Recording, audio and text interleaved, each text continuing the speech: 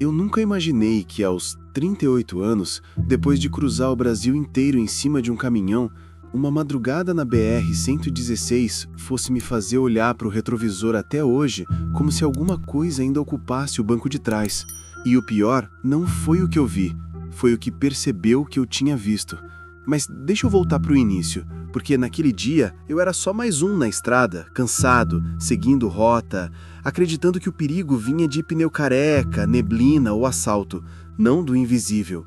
Era 2h47, quando o ponteiro do diesel começou a gritar reserva, e eu avistei um posto isolado num trecho morto entre Monte Alegre e Cândido Sales.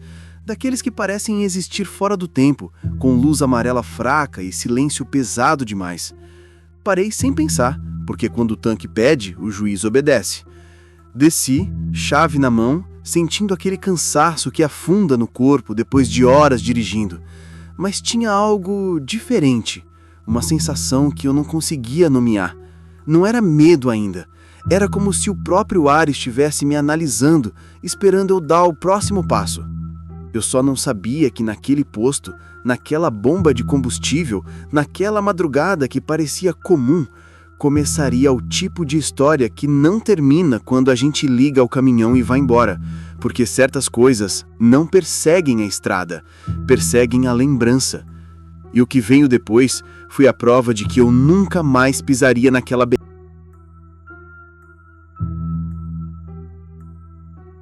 O posto não tinha vida, mas tinha história impregnada no concreto.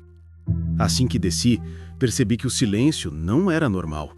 Era um silêncio espesso, como se o lugar inteiro segurasse o fôlego.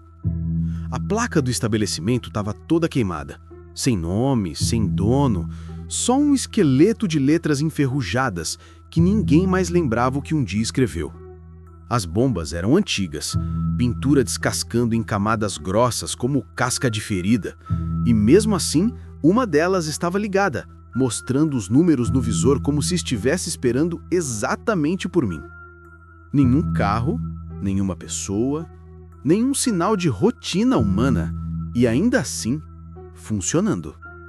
A portinha da loja de conveniência estava encostada, mas não havia luz lá dentro, só prateleiras vazias que eu conseguia ver pela fresta, como um cenário esquecido, montado e abandonado às pressas.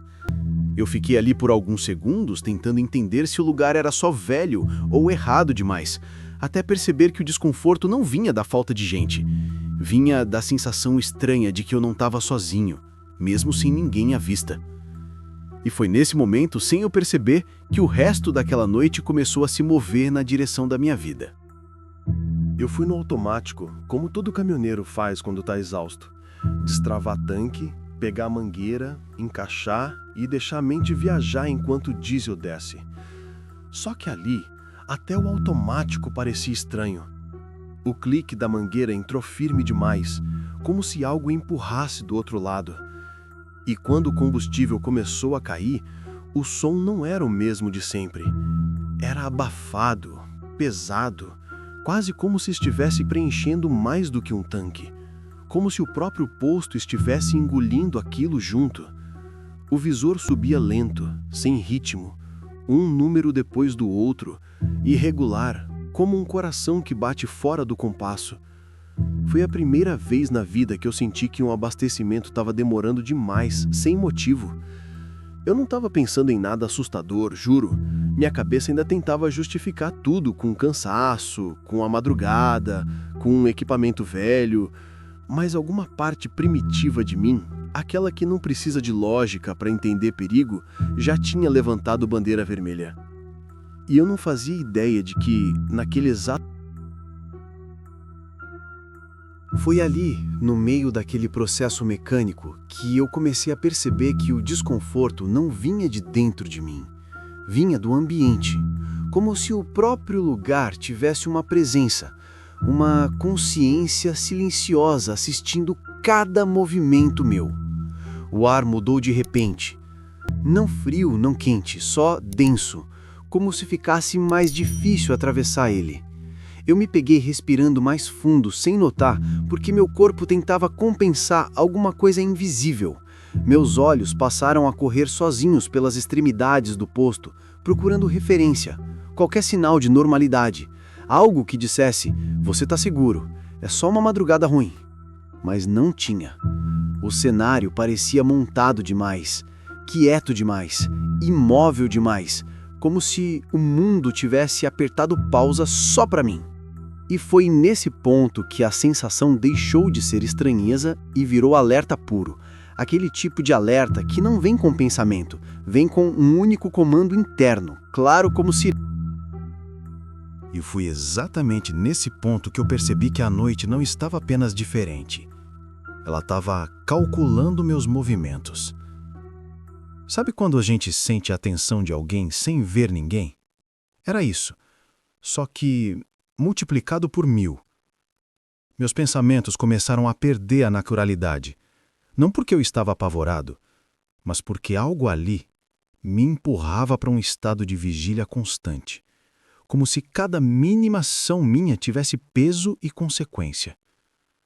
O abastecimento continuava, mas parecia outra coisa acontecendo por baixo da realidade, algo paralelo que não fazia barulho, não fazia rosto, não fazia sombra, mas se impunha no ambiente como uma presença que não precisava se anunciar. Foi a primeira vez que eu entendi que o maior perigo não é o que corre nem o que grita, é o que observa calado, esperando o momento exato em que você percebe que não está sozinho. E eu garanto, quando isso acontece, você muda por... Foi aí que meu corpo começou a reagir, antes da mente formular qualquer pensamento. A sensação não era medo ainda. Era uma consciência súbita de que eu tinha entrado em algo, e não apenas parado em posto. Os dedos da mão que seguravam a mangueira começavam a perder a naturalidade do movimento, não por tremor, mas por aquele aviso interno que te diz que a normalidade acabou faz tempo, só você ainda não foi informado. Minha visão começou a priorizar bordas, sombras, cantos, tudo aquilo que normalmente a gente ignora quando está na rotina, como se meus olhos estivessem procurando uma resposta que eu ainda não sabia qual era. O tempo ali não parecia correr para frente, parecia se empilhar, cada segundo ocupando espaço demais, ficando largo demais, lento demais, como se a própria madrugada não estivesse passando, estivesse acumulando. E foi nesse exato ponto que eu entendi de verdade, sem precisar de prova nenhuma, que a história da... O aviso não veio em forma de som, nem de visão. Ele veio como uma interrupção. Sabe quando a realidade falha por um segundo, como se alguém tirasse uma peça da engrenagem do mundo? Foi assim, um microvácuo, um lapso seco, sem explicação lógica, onde tudo parece continuar igual, mas algo essencial sai do lugar. Foi nesse momento que eu senti o ar pender para um lado, como se a noite tivesse inclinado levemente o cenário na minha direção. Não foi imaginação, porque veio acompanhado daquela reação física instantânea que não pede permissão para o cérebro. Meus ombros travaram, a nuca esquentou e a sensação de ser observado deixou de ser impressão e virou constatação silenciosa.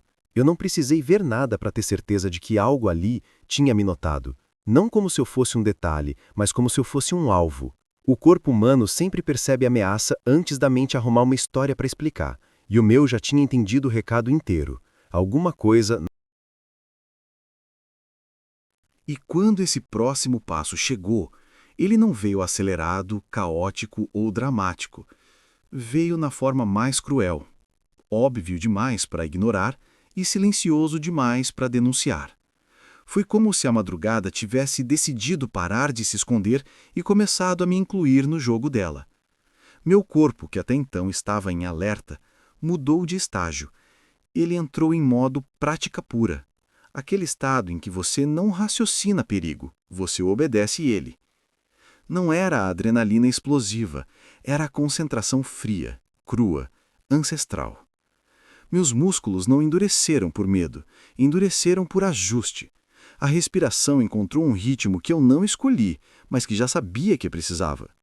O tipo de preparo que acontece quando alguma parte de você entendeu que não é hora de se perguntar o que vai acontecer, mas sim o que eu faço quando acontecer. Eu não era. E foi nesse instante que eu percebi que a situação já tinha passado do ponto em que um homem decide o que fazer. Era a noite quem estava escolhendo os próximos passos. Não teve sinal claro, não teve aviso, foi algo mais silencioso e mais direto. A percepção de que eu já não estava preenchendo o ambiente com a minha presença. Era o ambiente que estava me preenchendo com a dele. A sensação bateu como um decreto invisível. Ali não existia neutralidade. Era vigiar ou ser engolido pela cena. Minha mente tentou buscar uma lógica qualquer, um motivo, um encaixe racional para aquela pressão que não tinha nome. Mas não deu tempo de organizar pensamento.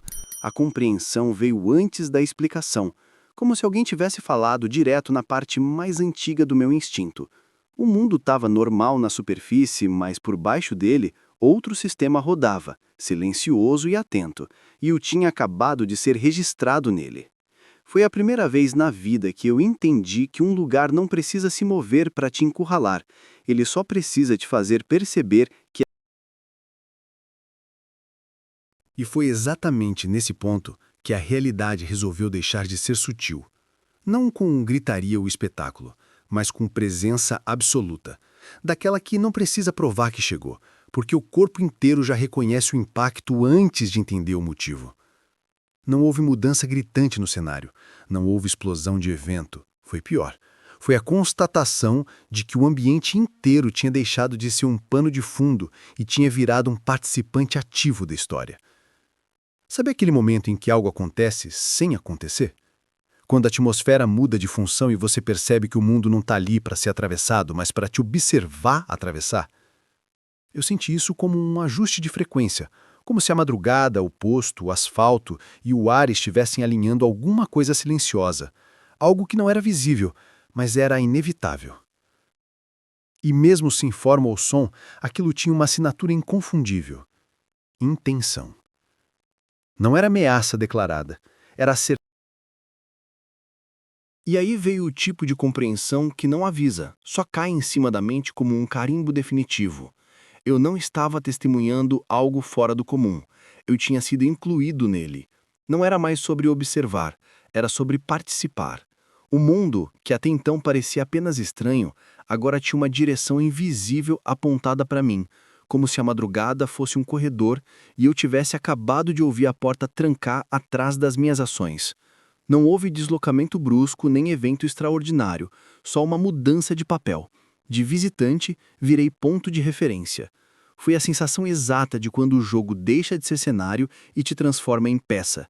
E eu senti isso na forma mais nua possível, sem pânico, sem alarde, só a constatação dura de que alguma coisa estava esperando o momento em que eu parasse de tentar entender e começasse simplesmente a reagir.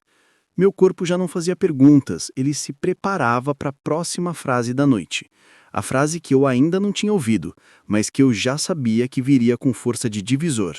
Foi ali, sem som, sem... E então veio o marco exato que separou uma madrugada estranha de a noite que me mudou para sempre. Não com espetáculo, mas com a certeza crua de que eu já não tinha mais a opção de duvidar.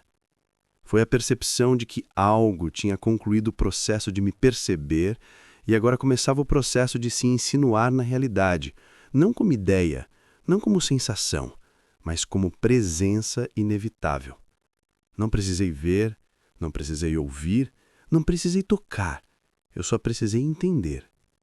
Foi como quando a tempestade chega antes da chuva, no segundo em que o ar avisa que já não há retorno possível. Ali eu soube, com a clareza rara que só o instinto mais antigo consegue dar, que o próximo momento da noite não seria sobre mistério, silêncio ou suposições. Seria sobre confronto silencioso, encontro inevitável, cruzamento de caminhos que não dependia mais da minha escolha. A estrada, que até então era trajeto, virou fronteira. O posto, que era parada, virou portal. A madrugada, que era intervalo, virou testemunha. E eu deixei de ser caminhoneiro e virei ponto marcado na memória de algo que não precisava se revelar para se impor. Foi ali, sem teatralidade, sem aviso, sem trilha de suspense, que a parte humana da história acabou. E a parte que eu nunca mais consegui explicar começou. E essa próxima parte é quando tudo finalmente toma forma. Se você gostou do vídeo e quer mais relatos assustadores, deixe o like e compartilha com os seus amigos. Fique à vontade para compartilhar relatos que você conhece aqui nos comentários. Um abraço do Sr. Calafrio e não leia livros antigos demais.